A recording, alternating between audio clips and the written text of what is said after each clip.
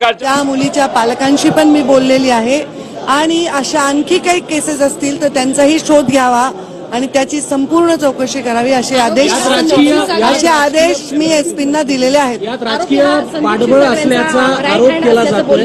संदीप क्षीरसागरांचा कुठेतरी याला वरदहस्त आहे असं देखील आरोप करण्यात येतो. हा आरोपी असतो तो राईट लेफ्ट हँड कोणाचा असतो याला अर्थ नाही. शासनाच्या दृष्टीने त्याच्यावर कारवाई तशीच झाली पाहिजे जशी एका अल्पवयीन मुलीवर अत्याचार करणाऱ्या माणसाच्या वर कारवाई झाली पाहिजे. अत्यंत कठोर अशी कारवाई होईल. जो क्लास चालक व्यक्ती आहे त्यांना अनेकांचे क्लासेस देखील त्या ठिकाणचे बंद केले. वर्षभरापासून त्या मुलींसंदर्भामध्ये आरोप समोर येतात. नेमकं काय सत्यता आहे त्या सगळ्या? याची सत्यता आहे. काही गोष्टी गुप्त ठेवाव्या लागतात. ते कायद्याने आम्हाला बंधनकारक आहे.